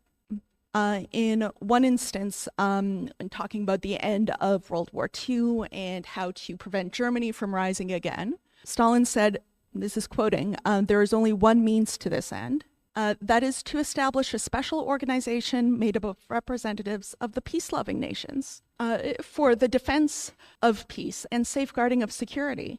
To put at the disposal of the directing body of this organization the necessary minimum of armed forces required to avert aggression and to oblige this organization to employ these armed forces without delay if it becomes necessary." So he was disillusioned not long after when the rest of the Security Council refused to recognize the People's Republic of China, and the USSR walked out of the Security Council, allowing it to then endorse imperialist intervention in Korea. Of course, the UN is not a world government, so the veil of mythology around it is like a lot thinner. With the state, the ruling class ultimately maintains control, even if like it loses in court or it grants some reforms. With the nation state, the ruling class maintains control, even if it grants some reforms. But like the US isn't going to make concessions to international law and threaten its own interests just for the sake of appearances, which is why the US has always ignored the UN and its institutions when they turn against it. Whether it's the ICJ ruling against US intervention in Nicaragua, or refusing to back the second Iraq war, or the over 100 resolutions condemning Israel. This means that those who work to maintain illusions in the UN look even more ridiculous than the standard reformists. But of course, you can see why international organization would be attractive to honest people. because so many of the problems that we face are international. But under capitalism, such organizations will always be a den of thieves. And the only basis for real internationalism is communism. Thank you. Thank you very much, Marissa. We'll take Pascal, followed by Paras from Pakistan. Jorge mentioned wars of oppressed nations for national liberation and said they are progressive and we should support them. I think this is a very interesting and important point, and I want to try and develop this a little bit further. It is a complicated question for Marxists, mostly because, historically speaking, it belongs to the period of the bourgeois revolution. But like so many things, the bourgeoisie left it to the workers to finish it. Many who like to call themselves Marxists are incapable of understanding this, but it is encapsulated in Trotsky's idea of the permanent revolution. Such a situation brings with it both challenges and opportunities for the working class. But what is indispensable above all else, if we are to succeed, is the tactical flexibility, the concrete approach of Lenin and Trotsky. One book I would recommend on this is In Defense of Marxism by Trotsky. He has a lot of concrete analysis on many different wars in the 1930s and 1940s with very different characters. And from these concrete examples, he draws out and teaches you very general lessons about the way Marxists should approach war. Firstly, we support wars of national liberation even if they have a reactionary leadership and despite that reactionary leadership. One of the sharpest examples of this is the unification of Germany in 1870 and 1871. Because of a sequence of historical circumstances that I would greatly enjoy but don't have the time to explain, this took the form of a series of wars which in form were wars led by the Hohenzollern King of Prussia and the Junker aristocracy. But they were wars driven by the need for a national market of developing German capitalism. It was essential for the development of the productive forces and therefore progressive. This is why Marx and Engels supported the War of Prussia against France in 1870, which led to the formation of the German nation-state. Trotsky explains that, of course, this justified neither the general historical role of its dynasty or even so much its existence. And Marx and Engels entered into opposition to the war as soon as the Hohenzollern continued it as a war of annexation. Trotsky also gives the example of the invasion of Ethiopia with its feudal monarchy by fascist Italy in 1935. And he explains that we should, of course, support Ethiopia. So we are in favor of wars of national liberation and against imperialist war. So far, so good. But how do we know what the character of a certain war is? Why is it that Ukraine is not fighting a war of national self-defense while Palestine is? We need to learn to think and analyze the plethora of facts at our disposal using dialectics, the method of Marxism. Otherwise, you can make all kinds of mistakes. Both the war in Ukraine and the genocide in Gaza are excellent examples of this. I think Sarah covered the question of Ukraine very well. On Gaza, an Italian comrade told me of a sect here in Italy who they have read apparently a little Lenin, but very little Lenin. They have only read a little Lenin, very little Lenin. And so their position on the question of Israel-Palestine is that the main enemy of the Palestinian working class is at home, and that therefore their main task is to fight Hamas at this moment in time. Ironically, this is something about which the sectarians can agree with Genocide Joe. This is not our method. Of course, we cannot divorce our analysis of either war from our analysis of imperialism. After all, imperialism is not a policy of this or that nation, say the United States or Russia, but a world system, capitalism in its monopoly stage. Both Ukraine and Palestine exist within this world system, but they occupy completely different positions. This is a big part of why the effects of their victories would be so different, as Sarah mentioned. Sarah spoke about what the outcome of a Ukrainian victory would be, whereas the victory of Palestine wouldn't just land a blow against any one imperialist power, but against the imperialist system itself. And capitalism in its imperialist phase can only exist because there are dominated nations. Therefore, the liberation of Palestine would land a mighty blow against capitalism itself. And of course, as we've explained, its freedom is intimately connected to the struggle for socialism in the whole region. We must not be sentimental in our analysis of war. The rights of small nations will always be trampled underfoot under capitalism. Therefore, their independence is not our chief consideration. For us, that is the struggle for socialist revolution. And we will orient ourselves and use every event to further this struggle with all our might. This is the only way through which national self-determination can be guaranteed, and the only way to end war once and for all. Thank you, comrades. Thank you very much to Pascal. We'll take Paris from Pakistan, and if we have time, we might be able to squeeze in Arturo as well from Portugal. Comrades, the central idea of this discussion is how interestingly wars and revolutions are related to each other. History shows many wars gave birth to class wars and revolutions. So the communist policy on this question is very important, obviously. Revolutions can be won and either can be defeated on this question. Great Russian Revolution is the biggest example. That revolution was born objectively from First World War and subjectively by the correct scientific policy of Lenin and his comrades on this question. Unfortunately, the latter was absent in Germany and the revolution was wasted. Lenin's position helped working class of Russia to win the masses and to take the power. But in Second World War, the situation was different. Second World War also politicized the masses of different countries, but Stalinist policy was against the proletarian military policy, and he signed disastrous agreements with the imperialist powers. This policy ruined the communists' work and their mass base all over the world. Let's take the example of Indian subcontinent. Proletariat awakening on the rise at that time was on the rise at that time in Indian subcontinent, and especially after the martyrdom of Bhagat Singh, workers started to move from economic to political consciousness. That's why in 30s, Communist Party of India, that was a Stalinist party, was growing at a good rate. And hundreds of thousands of Indian soldiers were used in the Second World War that further radicalized the Indian proletariat and accelerate their consciousness. In, I think, 1942, Ted wrote about the proletariat movement in India, and he explained the serious possibilities of permanent revolution in India.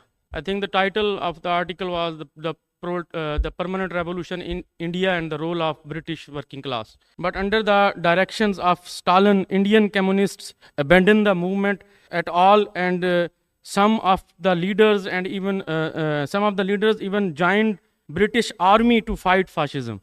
This was obvious betrayal, but the biggest crime was the political policy on the ground that was the inevitable output of this policy.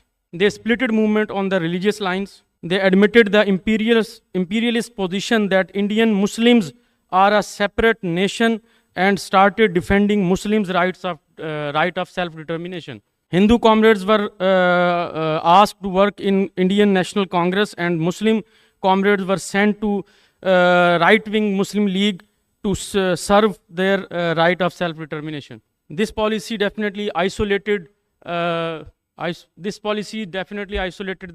communists from the mass base. In 1946, there was a revolutionary uprising, and there was a mutiny in Indian British Army, and the workers of railway and the industrial sector in Bombay and Calcutta, they made a huge general strike, but communists were not there to lead them.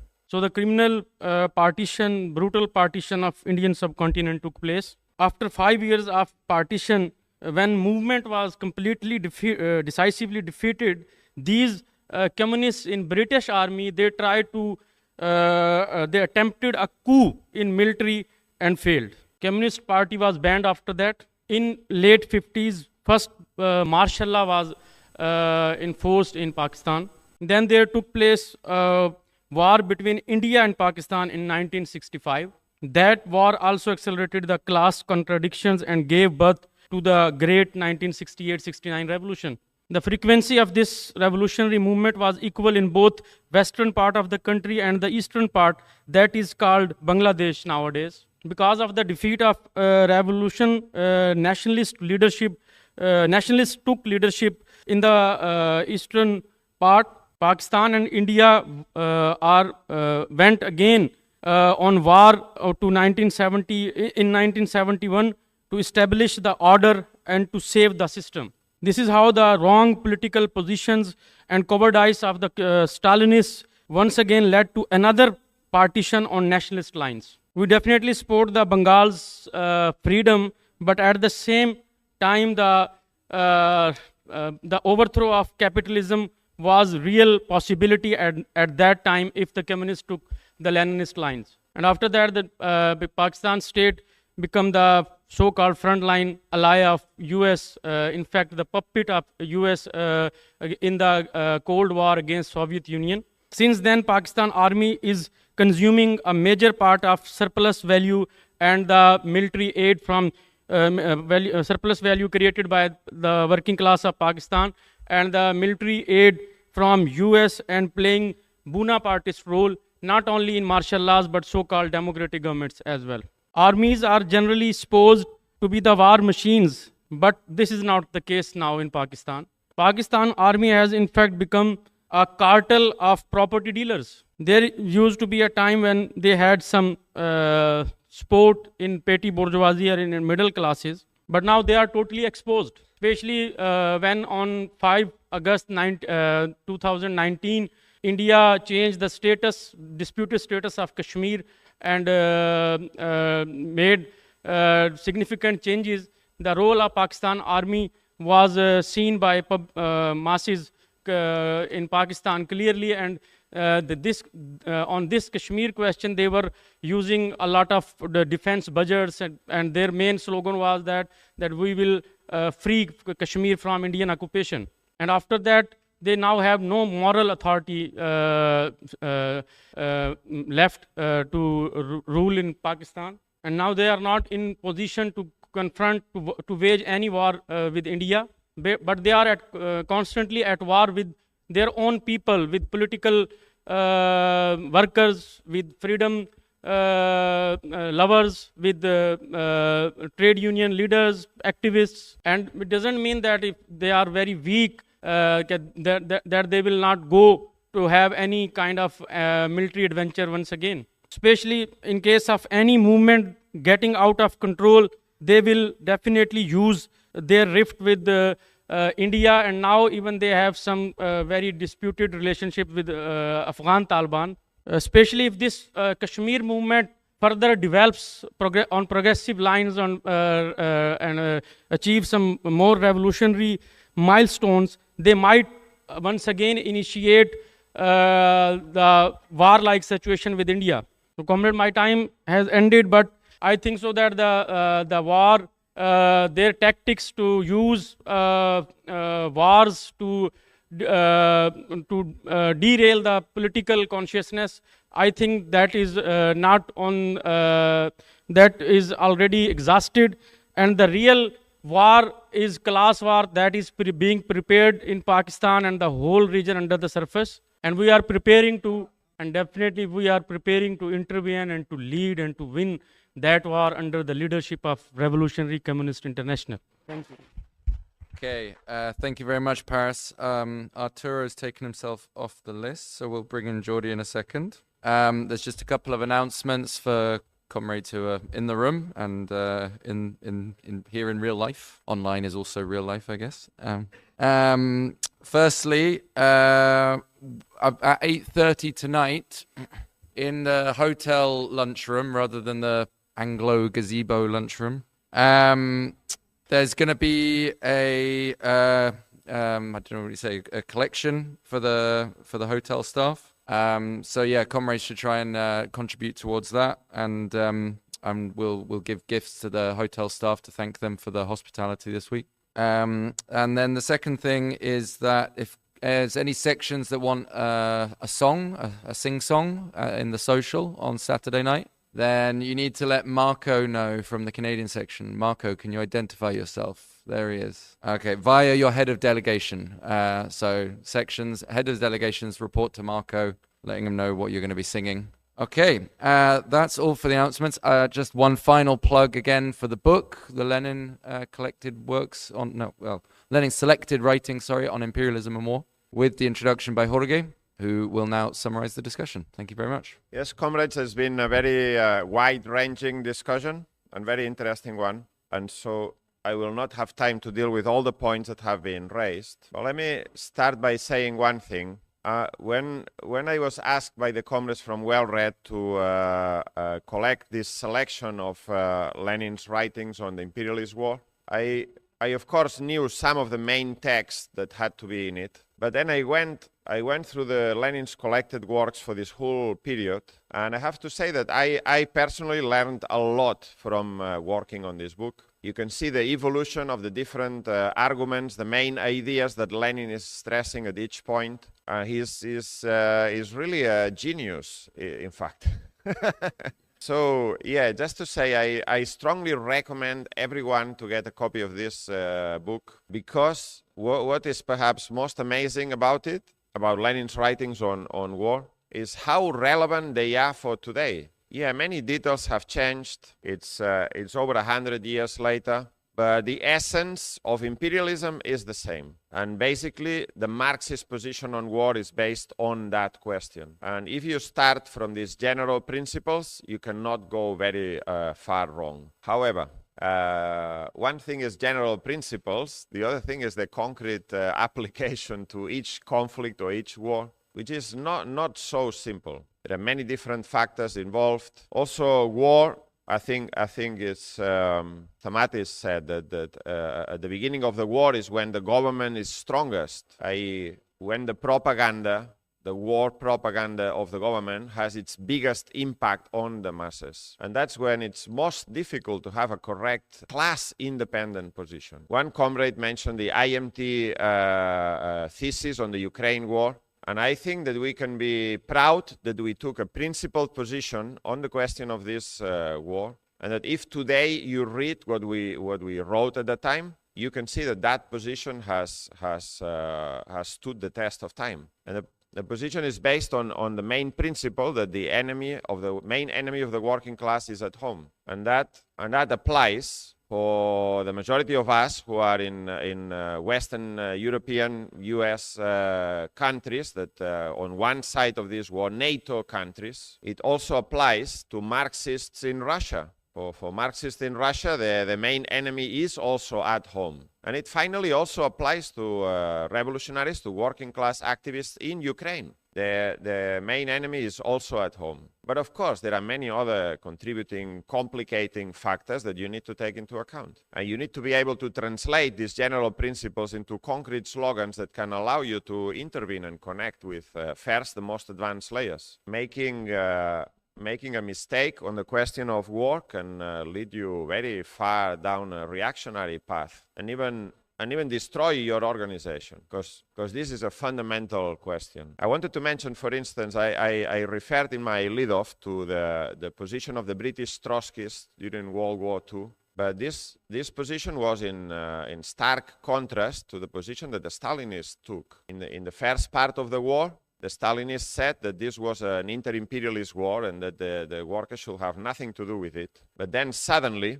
when by surprising Stalin, which didn't expect this, Germany attacked the Soviet Union in 1941, the Stalinists everywhere did a somersault and started arguing that this was no longer a war, an inter-imperialist war, but rather, listen to this, that this was a war between democracy and fascism, and that as a result, the workers, the communists, had to support their own democratic governments. Not only support their own democratic governments, but put an end to strikes, declare a wartime coalition, and suspend all agitation against the government. This position led the British Communist Party to be a strike-breaking force for most of the war, and therefore allowed the Trotskyists to build an industrial base, a strong industrial base. Meanwhile, the Communist Party was in an alliance with the Tories, and this was one of the slogans of the Neath by-election in 1944, when the Stalinists said a vote for the Trotskyists is a vote for Hitler,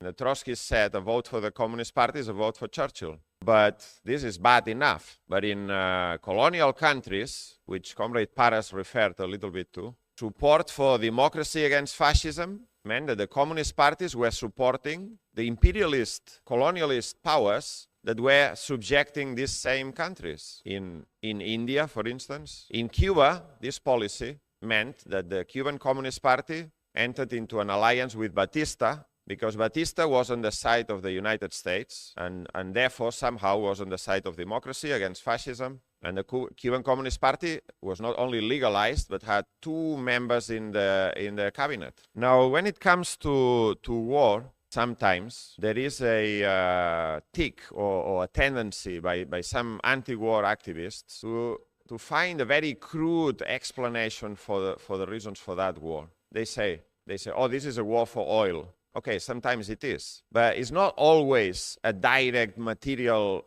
resource that's the cause of the war. For instance, there are economic reasons for the war in Ukraine, but I will argue that this is not the main factor. Some people say, oh, the Americans already buying the land and there's oil and this and that's the reason for the war. No, in reality, imperialist powers go to war, yes, sometimes directly for the control of one particular resource, but in many other times, this is only an indirect reason for that war. Imperialist powers go to war for spheres of influence, i.e., not one particular resource, but the general control over an area of the world where there are resources and fields of investment, of course. So sometimes wars are caused by a weak government trying to find a foreign excuse to divert attention from their own problems. And this was a very strong factor in the bombing of Libya by France and Britain just a few years ago, which the United States weren't very happy about, and they had to pay the price. Now, in relation to this question,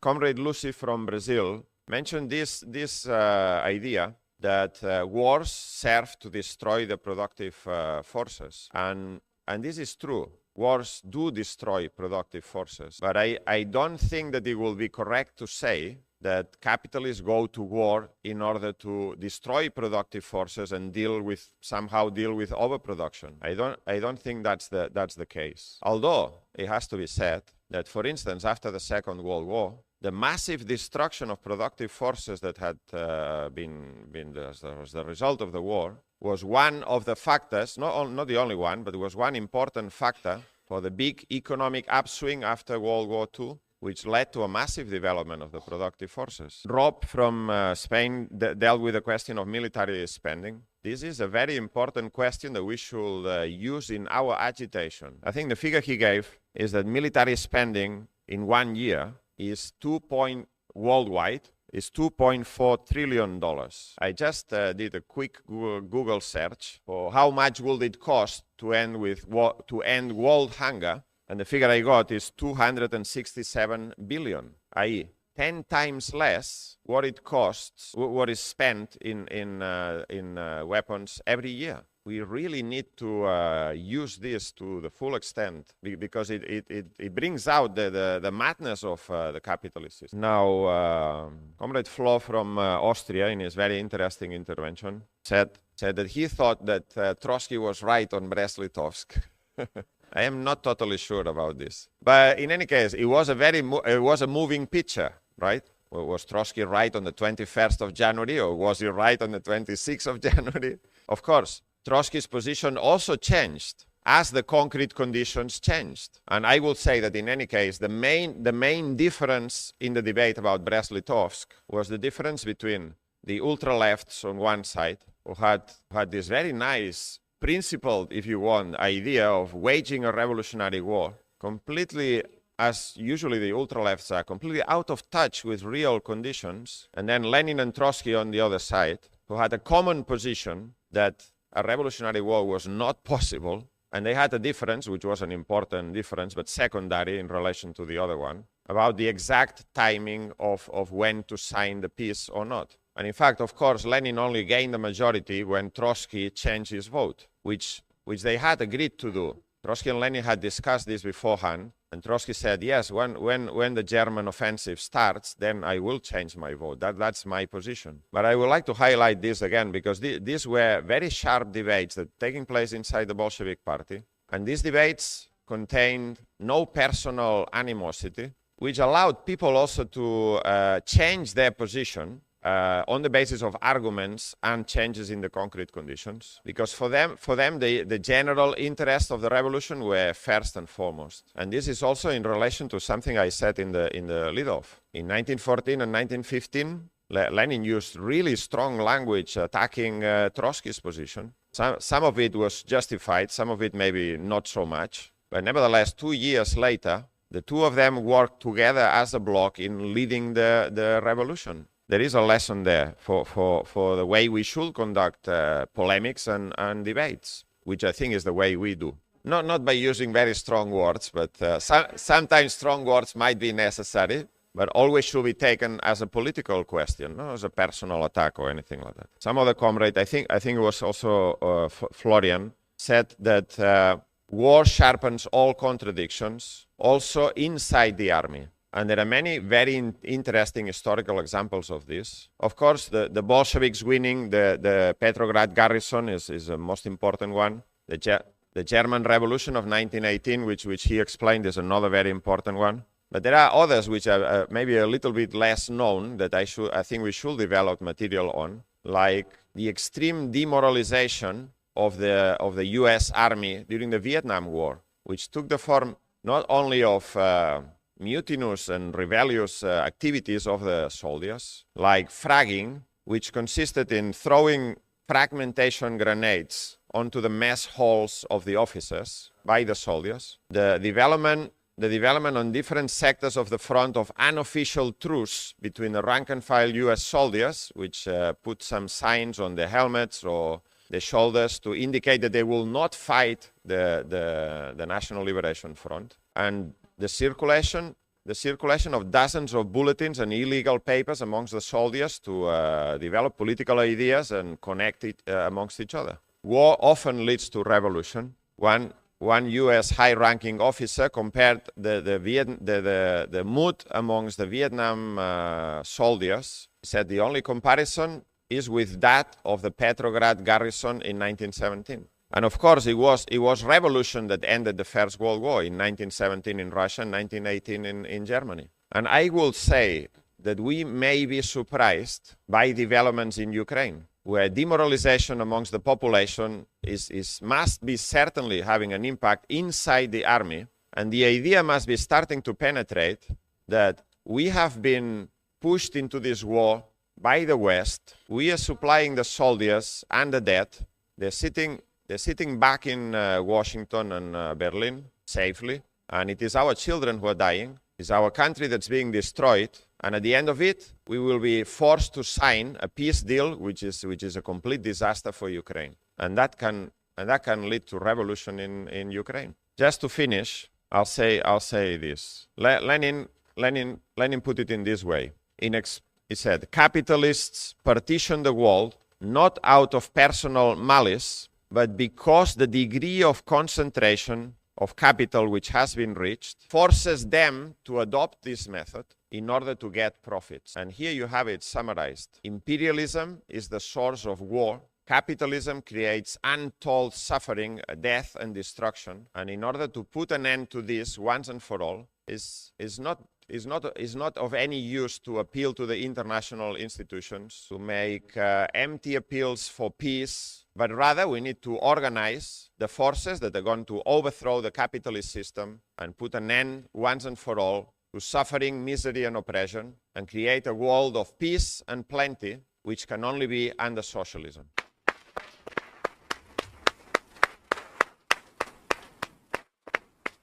Thank you.